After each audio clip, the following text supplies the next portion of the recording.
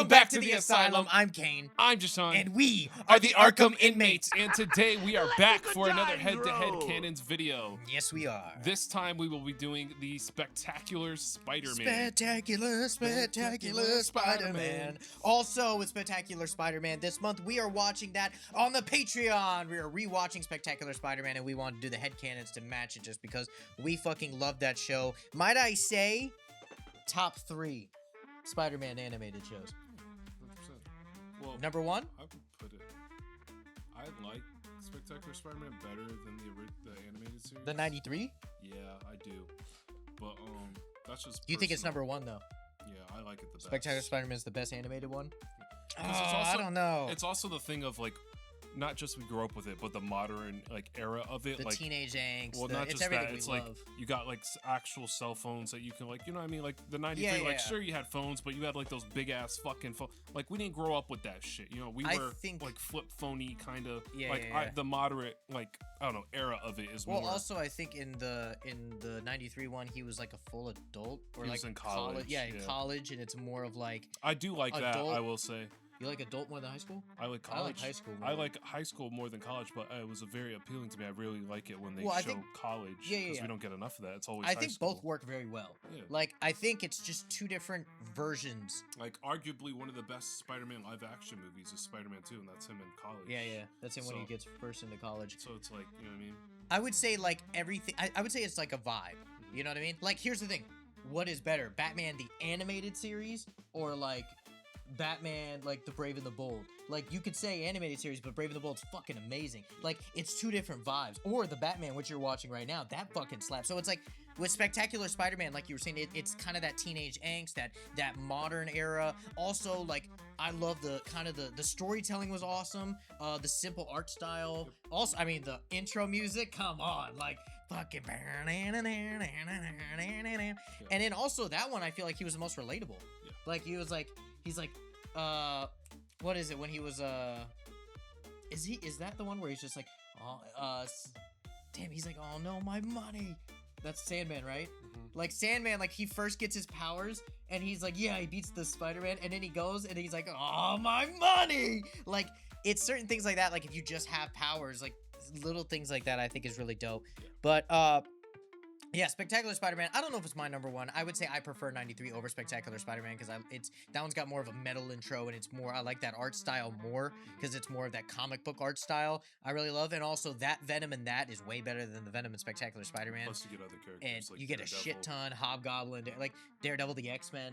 You get it's so much content, so I just kind of prefer that. I do like but Spectacular Spider-Man is just fucking amazing. So we are rewatching that on the Patreon. So make sure you guys go to the Patreon and sign up for as the superhero tier, the $3 tier. You get to watch us rewatch Spectacular Spider-Man every single Saturday of this month. And then on top of that, you get this video a day early as well as other videos day earlies and Monday movie nights, and you get to watch Jay Reacts videos with him and Kat watching the animated DC films. So go over there, tons of content, tons of awesome stuff, so please go over and check that out. But without further ado, we're gonna get into the Spider-Man, or Spectacular Spider-Man headcanons. Alright, so if you already don't know how this goes, go watch all the other headcanons that we have, but we are going to say our headcanons for each character. We're gonna go back and forth, and we're gonna be as unbiased as possible and try to figure out who it is.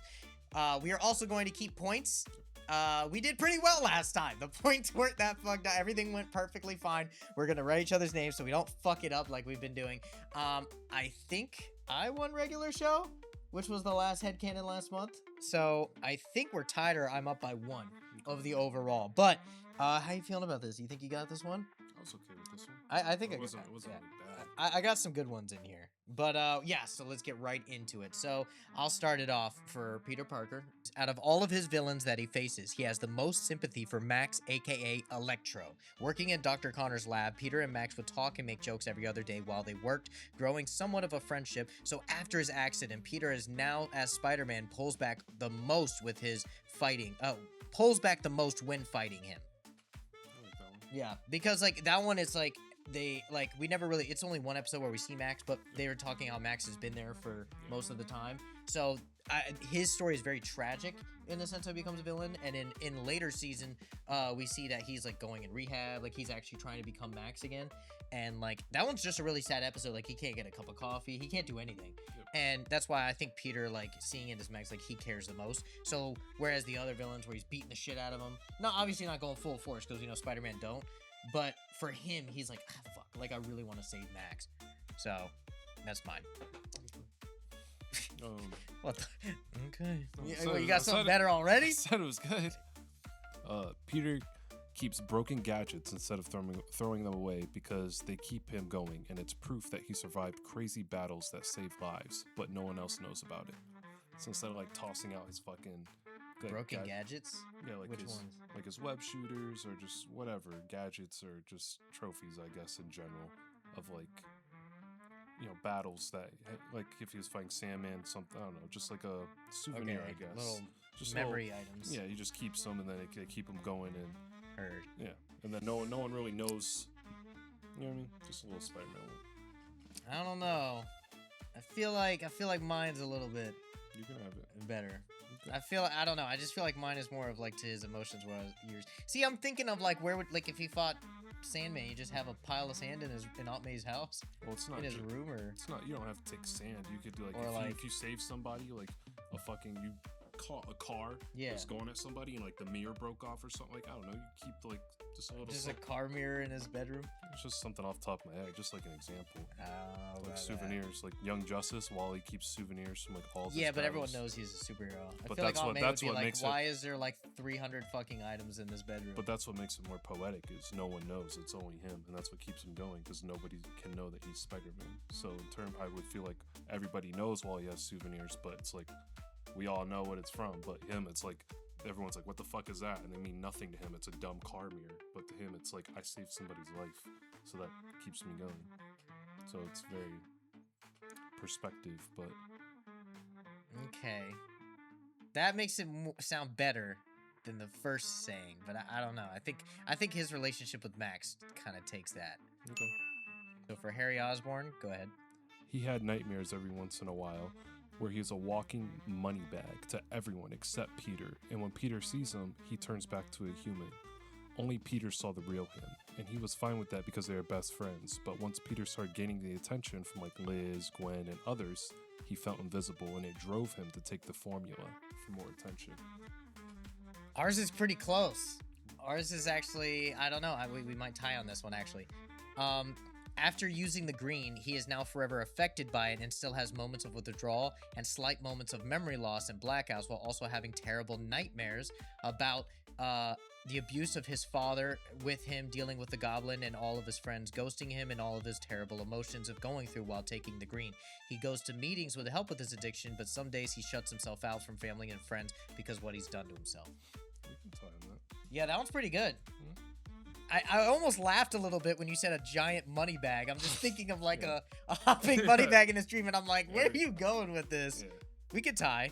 All right, so for my Flash headcanon, he only picked on Parker and other nerds because he's super insecure about his grades and family home life wasn't that good. The only thing he did do good in was football, so he focused on that and followed what everybody else was doing, which was being bullies, and that's why Flash was trying to be the worst of them all. After graduation, he kept all of his sport trophies the same way Peter keeps all of his gadgets, but you know what I mean. Oh, okay. But when he looks at his trophies, it's not for validation. It's remembrance of the person that he was before Spider-Man inspired him to join the military. So That's pretty good. Yeah. That's pretty good. I kind of went more of like the past Flash, but that one's pretty good of like, because he has like a character development type of thing. And like if there was going to be an Agent Venom, I could definitely 100% that Flash in this show. Yeah. Okay, I can give you. No, it's you. Okay, so for Norman Osborn. Oh, it's me? Yeah, it's you. Because I went first for Flash. Okay. Right? Yeah. I did. Okay. Despite everything... Despite everything, he blames the world and circumstance instead of himself for what happened to Harry and Harry in the formula, and will never admit that he had a part to play in it. I don't know. It's kind of already evident because the show ends with him just like ghosting out. I think that's a little too nosy. Yeah. Too on the nose of what the show was already saying. He was a piece of shit. Oh. So, this one kind of just plays on what didn't like actually happen, but what I think happened. He already made the plan to frame Harry a long time ago when he first made the green, and he purposely let Harry steal the green and keeping it stocked up in his room during his blackouts to further break his son's psyche. That's a good one. Yeah. Because, like, he always blacks out in his room, and it's like, where is Harry getting all this? Like, obviously, his dad knows everything. So, having Norman, like, while his son's blacked out, going into his room and putting in, like, 3 or 4 vials. Because when you're on drugs, you don't realize, like, oh, I didn't put those there. You're just like, oh, more drugs. So, like, him constantly feeling that to fuck with his son enough to frame him, like, that'd be... He's a piece of shit, so yeah. that makes sense.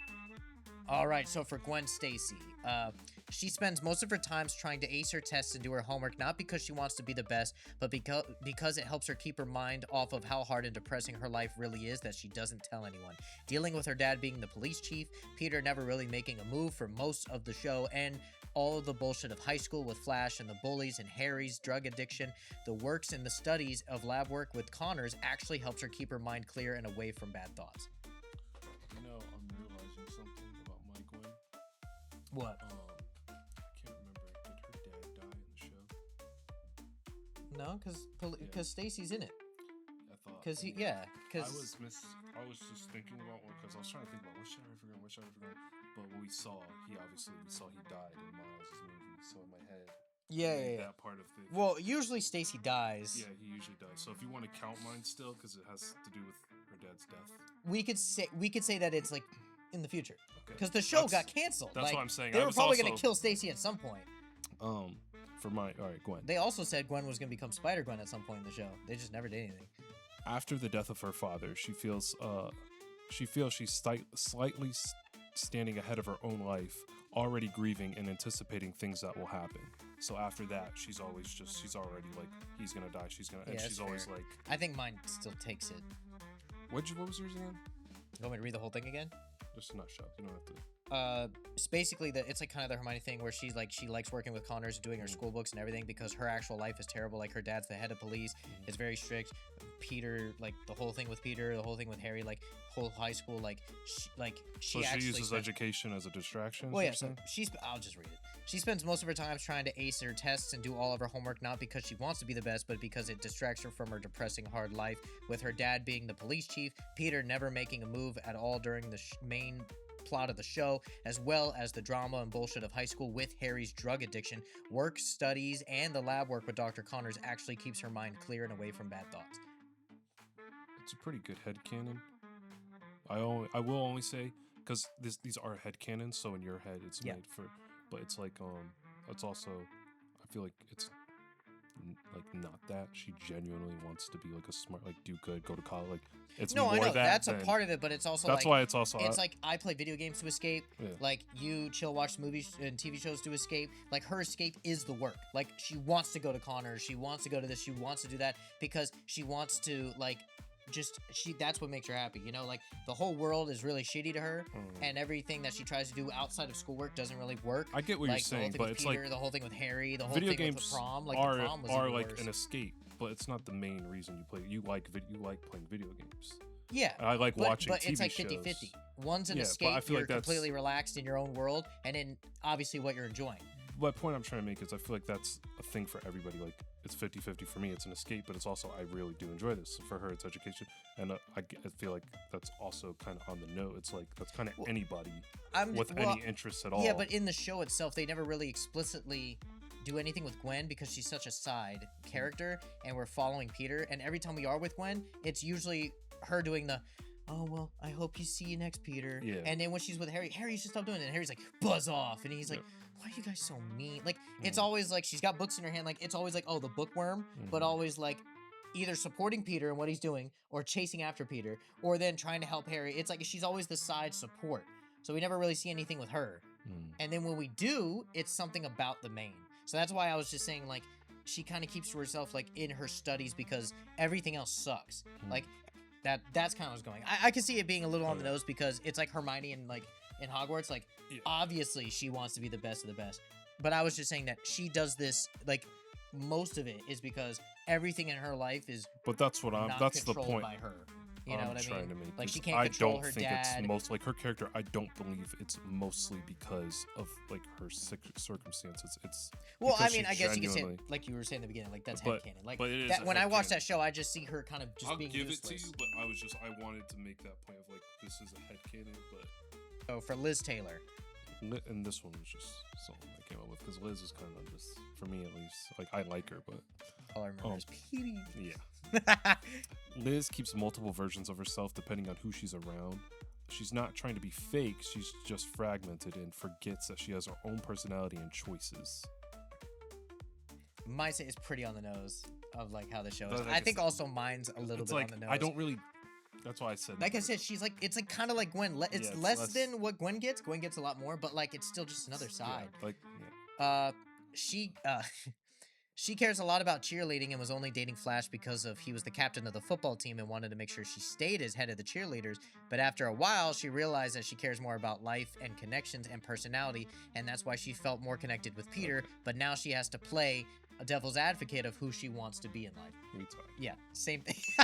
That's what, dude, literally, I was writing all of them, and then I looked at Liz and went, ooh.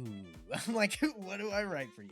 All right, so for Eddie Brock, this one I really like. After bonding with Venom and learning everything about Peter being Spider-Man, he actually realized how much responsibility and pressure Peter has and understands why he flakes a lot and why he treated his friends like trash and why he was so absent. But the actual hatred from the symbiote for Peter clouded his judgment and fueled his hatred for Spider-Man rather than bringing his friendship back with Peter.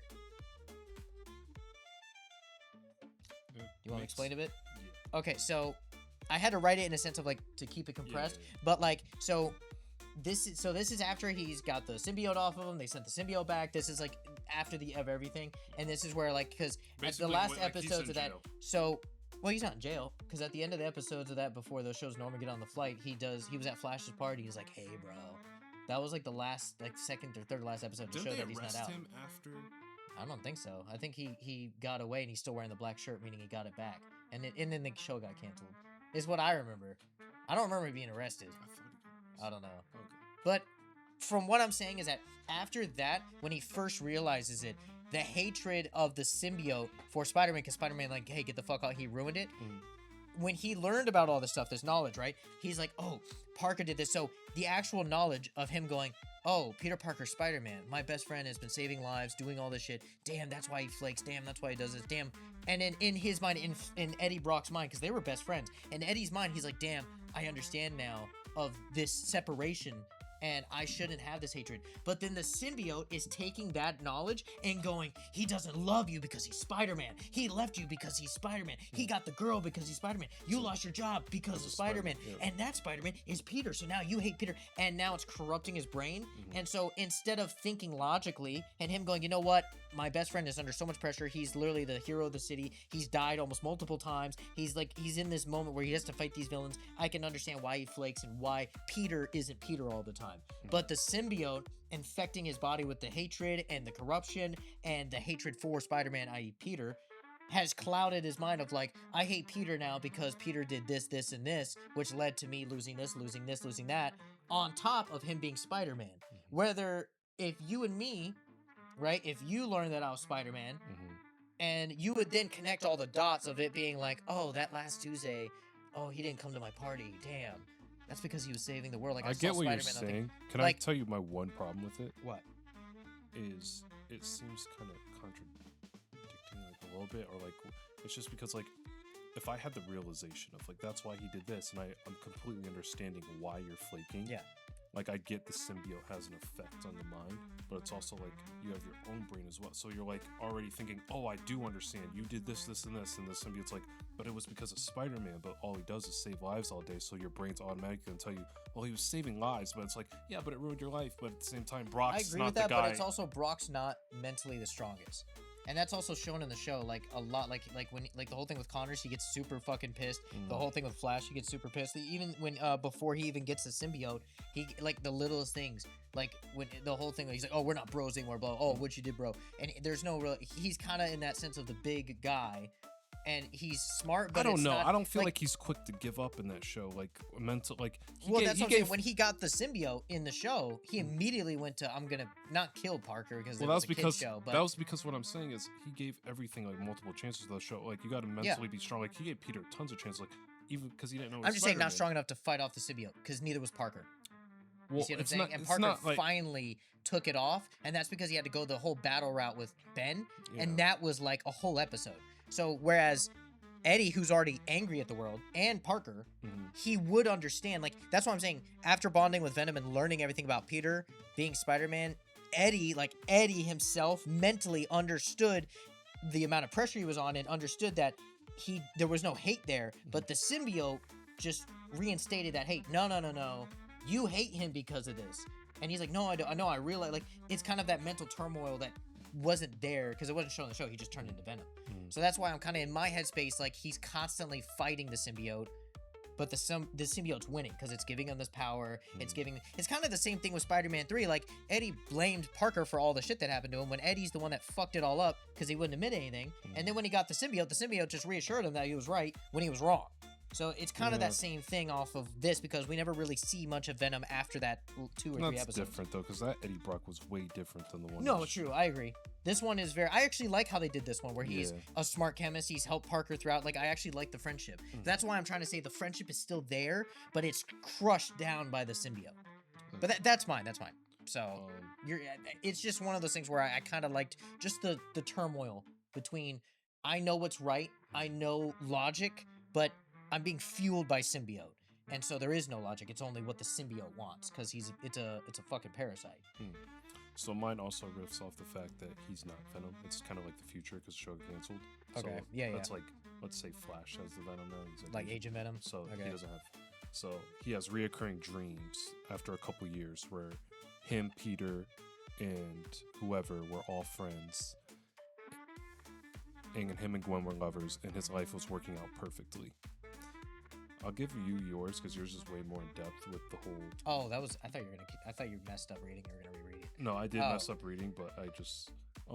So yours is like. He just Eddie has Brock. Just after like the whole Venom thing. It's 10 like years later. Yeah, it's whole like a like kind of like how you were talking. It's like a mental realization. Yeah, of once like, it's off, he's like, oh fuck, I'm a piece of shit. Peter, I should have never hated this. Because I wanted to make sure we weren't saying the same thing because yours is more different because it's. I mean, I could say we could tie. I wouldn't just give mine because mine I would have to like the way I wrote it's kind of weird, but like it's a little on the nose because most Venom Venom is a lethal protector. I think they do that well in the Venom movies to where Eddie doesn't want to just like that's the thing I think people get Venom wrong because I love Venom. I have a bunch of Venom comics. I follow Venom lines, but like the Venom itself, the symbiote, right, doesn't want to like destroy the world. That's mostly Carnage, but people mix that a lot. Like Eddie never wanted to destroy the world or anything. They just both hate Parker.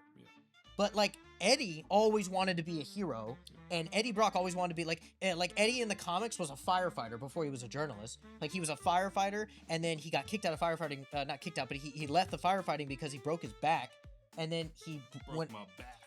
He broke my back. My back is he broke broken. his back, and then he. What did you injure a vertebrae or spinal? You know what that is? Kinda sounds familiar. It's Mike Tyson after like a fight. Yeah. I've seen that. That's spinal. But it's one of those things to where Eddie Brock as a character, I think people just see him as Venom. Venom hates Parker. Venom wants to kill and eat. But like he uses Venom to save the innocents. Literally, Venom says all the time, like, we protect the innocents of the night. Same thing with Moon Knight. And Moon Knight and Venom are actually pretty close. Like, it's one of those things. So in this, like, that's why I'm kind of saying that we could tie because the reason I wanted you to go in depth is because when you were first explaining it, I was like, I think that's kind of what I'm saying. Yeah, I was like we could tie if you the want. symbiote clouds logic. Yeah. That's kind of went off. So we could tie. J. Jonah Jameson. He hates being in silent spaces because it makes him feel uneasy and without control. Because there's always he's so like chaotic. Yeah, because like JJ, like in the show, it's like I don't know. We see a lot of them, but it's a lot of just the same old JJ. Like you know what I mean? JJ. So it's like I don't know what else to really do with JJ. Like unless we were going in depth, like comics, like something more. Yeah. I kind of went in depth just from a specific episode. Okay. So He deeply regrets how much he pressured his son into becoming a new superhero of New York to outdo Spider-Man, and he will never admit it, but he is glad that Spider-Man helped his son get better, but he always blames himself for what happened to his son, and that he cared more about his son's image of the city and the astronaut boy than his son's health, and that still haunts him. That's a good one. I like that one. Because that whole episode, he's like, my son's a new superhero. My son's this, and dad, and he's like, okay, Pop, I'll do it. But then he kept getting sicker and sicker and worse. And Spider-Man's like, we gotta fucking stop this. And JJ cared more about the image of his son being the new Spider-Man that he was just he lost sight of his love of his son. All right, so for my tombstone, the offer that he gave Spider-Man was also given to many others, including Black Cat. Around the city, he wanted to gain control, and only a few of them took up his offer, including Black Cat, and she was working recon for him around New York, keeping tabs on Spider-Man after he told him no. That's a good one. All right. In this universe, Tombstone was born with a heteromorphic mutation. And because of this, people looked at him like he was bad or a monster. So instead of rejecting that, he embraced it and became the criminal mastermind that he is today. I like that. Because it's always shown that like Tombstone looks weird. Yeah. And they never really explain it. He's just the big man. Yeah. Which I love, like L. Thompson. Yeah. No. Lincoln.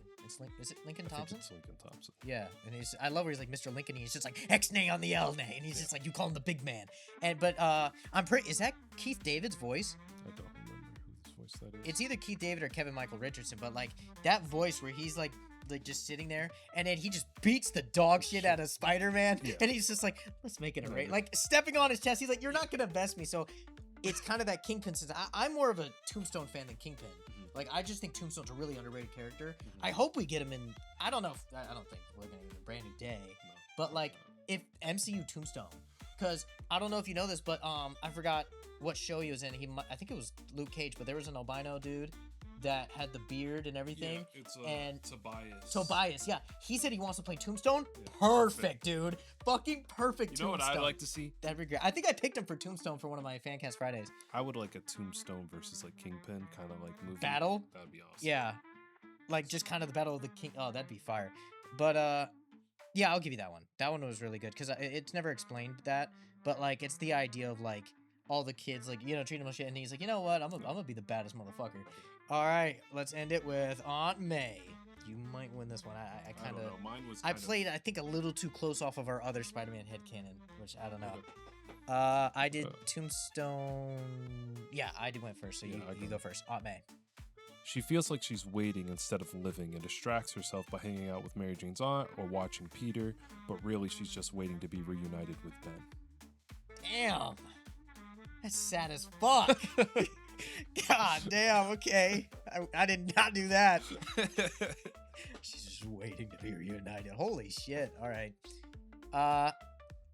For Aunt May, she knew Peter was Spider-Man when she smelled Peter coming from the trash fight with Shocker, and the night before she saw Spider-Man on the news fighting at the city dump night before, but she kept it to herself instead of telling Peter. Okay. I'm gonna give it to you. That was sad as fuck. All right, so we have. I'm gonna count mine, and I'm gonna count our ties. Okay, so I have 7. I think you won. You won. All right, yes. So I have deuces. Boom, boom, boom, deuces. I have 6. You have 7. All right, we can end this fucking video. God, yeah, 7 points. Boom. I think I got you. I think I'm either up by 1 or 2. At your own game. At your own game. I'm whooping your ass. Fuck yeah. All right. That's a good one. Spectacular Spider-Man, baby. Right now, we are currently watching the show every Saturday for TVSHOW Saturday on the Patreon. Yes, we are. I don't know what episode we're on. We're going to binge it this weekend, but we're not watching it currently. We're not binging it this weekend. We're binging My Hero. Some weekend, but we're not watching it right now. Right now, we're watching. No, we are currently watching it this week. Weeks before you're gonna fucking get it. No. We film every single day and then upload it the same day. No. None of these are we don't have months and months of videos. Oh god, we don't have months of that. No. Mic like that. Yeah. All right. We should be on episode. What's that say? 5 and 6. So we're on episode 5 and 6. You're lucky. You were 1 number off, my boy. You were lucky. 5 and 6, baby. 5 and 6. All right, but thank you guys for watching. Make sure you join the Patreon to go watch that, and we hope to see you guys in the next video. And we thank you for being one of the inmates here at the asylum. Pew pew pew pew pew.